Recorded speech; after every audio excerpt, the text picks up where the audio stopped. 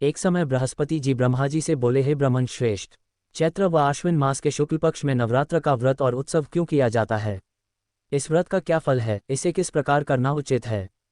पहले इस व्रत को किसने किया, सो विस्तार से कहिए। बृहस्पति जी का ऐसा प्रश्न सुन ब्रह्मा जी ने, हाँ हे बृहस्पते, प्राणियों के हित की इच्छा से तुमने बहुत अच्छा प्रश्न किया है।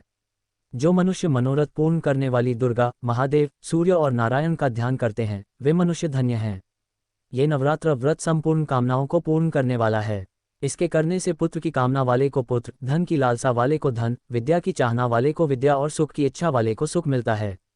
इस व्रत को करने से रोगी मनुष्य का रोग दूर हो जाता है, मनुष्य की संपूर्ण विपत्तियां दूर हो जाती हैं और घर में समृद्धि की वृद्धि होती है, बंध्या को पुत्र प्राप्त होता है, समस्त पापों से छुटकारा मिल जाता है और मन का मनोरथ सिद्ध हो जाता है।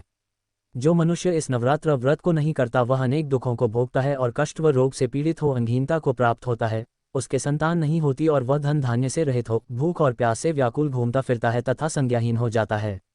जो सधवा स्त्री इस व्रत को नहीं करती वह पति सुख से वंचित हो नाना दुखों को भोगती है। यदि व्रत करने वाला मनुष्य सारे दिन का उपवास न कर सके तो एक समय भोजन करे और 10 दिन बांधवों सहित नवरात्र व्रत की कथा का श्रवण करे। बृहस्पते, जिसने पहले इस महाव्रत को किया है वह कथा मैं तुम्हें सुनाता हूँ, तुम सावधान होकर सुनो। इस प्रकार ब्रह्मा जी का वचन सुनकर बृहस्पति जी बोले, हे ब्राह्मण, मनुष्यों का कल्याण करने वाले इस व्रत के इतिहास को मेरे लिए कहो, मैं सावधान होकर सुन रहा हूँ। आपकी शरण में आए हुए मुझ पर कृपा करो। ब्रह्मा जी बोले, प्राचीन काल में मनोहर नगर में पीठत नाम का एक अनाथ ब्राह्मण रहता था। वह भगवती दुर्गा का भक्त था। उसके संपूर्ण सद्गुणों से युक्त सुमति नाम की एक अत्यंत सुंदरी कन्या उत्पन्न हुई। वह कन्या सुमति अपने पिता के घर बाल्यकाल में अपनी सहेलियों के साथ क्रीड़ा करती हुई इस प्रकार बढ़ने लगी जैसे शुक्ल पक्ष में चंद्रमा की कला बढ़ती है। उसका पिता प्रतिदिन जब दुर्गा की पूजा करके होम किया करता, वह उस समय नियम से वहां उपस्थित रहती। एक दिन सुमति अपनी सखियों के साथ खेल में लग गई और भगवती के पूजन में उपस्थित नहीं हुई। उसके पिता को पुत्री की ऐसी असावधानी देखकर क्रोध आया और वह पुत्री से कहने लगा, अरे दुष्ट पुत्री, आज तूने भगवती का पूजन नहीं किया, इस कारण मैं किसी कुष्ठ रोगी या दरिद्र मनुष्य के साथ तेरा विवाह करूंगा। पिता का ऐसा वचन सुन सुमति को बड़ा दुख हुआ और पिता से कहने लगी, हे पिता, मैं आपकी कन्या हूं तथा सब तरह आपके अधीन हूं, जैसी आपकी इच्छा हो वैसा ही करो। राजा से, कुष्ठी से, दरिद्र से अथवा जिसके साथ चाहो मेरा विवाह कर दो, पर होगा वही जो मेरे भाग्य में लिखा है। मेरा तो अटल विश्वास है जो जैसा कर्म करता है उसको कर्मों के अनुसार वैसा ही फल प्राप्त होता है, क्योंकि कर्म करना मनुष्य के अधीन है पर फल देना ईश्वर के अधीन है। जैसे अग्नि में पड़ने से तृणादि उसको अधिक प्रदीप्त कर देते हैं, इस प्रकार कन्या के निर्भयता से कहे हुए वचन सुन उस ब्राह्मण ने क्रोधित हो अपनी कन्या का विवाह एक कुष्ठी के साथ कर दिया और अत्यंत क्रोधित हो पुत्री से कहने लगा, हे पुत्री, अपने कर्म का फल भोगो, देखें भाग्य के भरोसे रहकर क्या करती हो। पिता के ऐसे कटु वचनों को सुन सुमति मन में विचार करने लगी, अहो, मेरा बड़ा दुर्भाग्य है जिससे मुझे ऐसा पति मिला। इस तरह अपने दुख का विचार करती हुई वह कन्या अपने पति के साथ वन में चली गई और डरावने कुशायुक्त उस निर्जन वन में उन्होंने वह रात बड़े कष्ट से व्यतीत की। उस गरीब बालिका की ऐसी दशा देख देवी भगवती ने पूर्व पुण्य के प्रभाव से प्रकट हो सुमति से कहा, हे दीन ब्राह्मणी, मैं तुझसे प्रसन्न हूँ, तुम जो चाहो सो वरदान मांग सकती हो। भगवती दुर्गा का ये वचन सुन ब्राह्मणी ने कहा, आप कौन है वह सब मुझसे कहो। ब्राह्मणी का ऐसा वचन सुन देवी ने कहा कि मैं आदि शक्ति भगवती हूँ और मैं ही ब्रह्मविद्या व सरस्वती हूँ। प्रसन्न होने पर मैं प्राणियों का दुख दूर कर उनको सुख प्रदान करती हूँ। हे ब्राह्मणी, मैं तुझ पर तेरे पूर्व जन्म के पुण्य के प्रभाव से प्रसन्न हूँ। तुम्हारे पूर्व जन्म का वृतांत सुनाती हूँ, सुनो। तू पूर्व जन्म में निषाद भील की स्त्री थी और अति पतिव्रता थी। एक दिन तेरे पति निषाद ने चोरी की। चोरी करने के कारण तुम दोनों को सिपाहियों ने पकड़ लिया और ले जाकर जेलखाने में कैद कर दिया। उन लोगों ने तुझको और तेरे पति को भोजन भी नहीं दिया। इस प्रकार नवरात्र के दिनों में तुमने न तो कुछ खाया और न जल ही पिया। इस प्रकार 9 दिन तक नवरात्र का व्रत हो गया। हे ब्राह्मणी, उन दिनों में जो व्रत हुआ, इस व्रत के प्रभाव से प्रसन्न होकर मैं तुझे मनोवांछित वर देती हूँ, तुम्हारी जो इच्छा हो सो मांगो। इस प्रकार दुर्गा के वचन सुन ब्राह्मणी बोली, अगर आप मुझ पर प्रसन्न हैं तो हे दुर्गे, मैं आपको प्रणाम करती हूँ, कृपा करके मेरे पति का कोढ़ दूर करो। देवी ने कहा, उन दिनों तुमने जो व्रत किया था उस व्रत का एक दिन का पुण्य पति का कोढ़ दूर करने के लिए अर्पण करो, उस पुण्य के प्रभाव से तेरा पति कोढ़ से मुक्त हो जाएगा।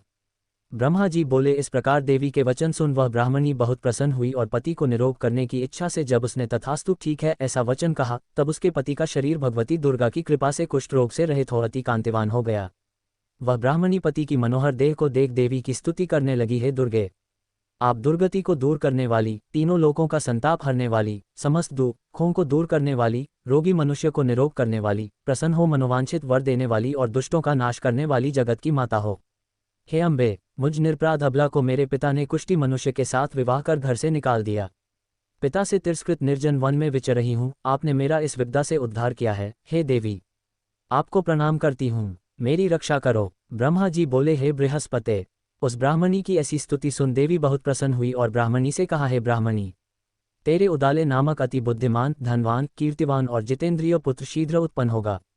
ऐसा वर प्रदान कर देवी ने ब्राह्मणी से फिर कहा कि हे ब्राह्मणी, और जो कुछ तेरी इच्छा हो वह मांग ले। भगवती दुर्गा का ऐसा वचन सुन सुमति ने कहा कि हे भगवती दुर्गे, अगर आप मुझ पर प्रसन्न हैं तो कृपा कर मुझे नवरात्र व्रत की विधि और उसके फल का विस्तार से वर्णन करें।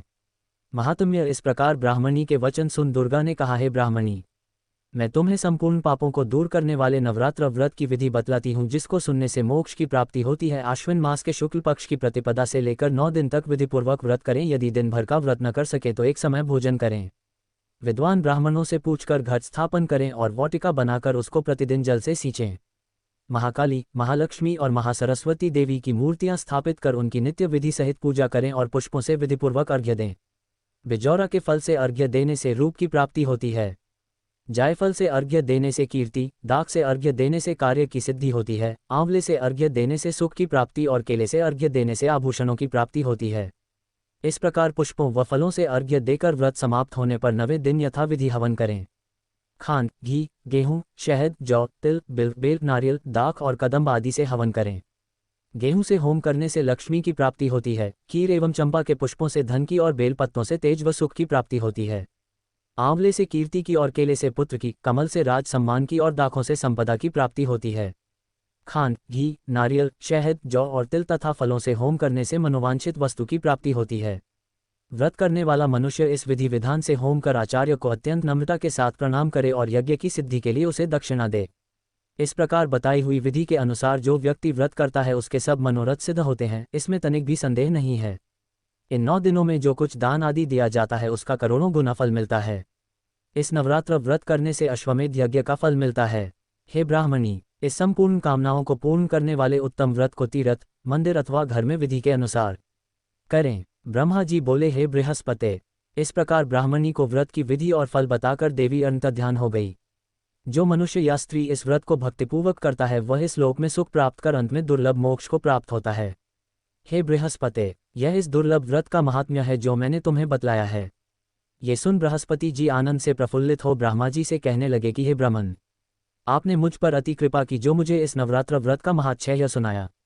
ब्रह्मा जी बोले कि हे बृहस्पते, ये देवी भगवती शक्ति संपूर्ण लोकों का पालन करने वाली है। इस महादेवी के प्रभाव को कौन जान सकता है। बोलो देवी भगवती की जय। व्रत की विधि प्रातः नित्य कर्म से निवृत्त हो स्नान कर मंदिर में या घर पर ही नवरात्र में दुर्गा जी का ध्यान करके ये कथा करनी चाहिए। कन्याओं के लिए यह व्रत विशेष लाभदायक है। श्री जगदम्बा की कृपा से सब विघ्न दूर हो जाते हैं तथा सुख समृद्धि की प्राप्ति होती है।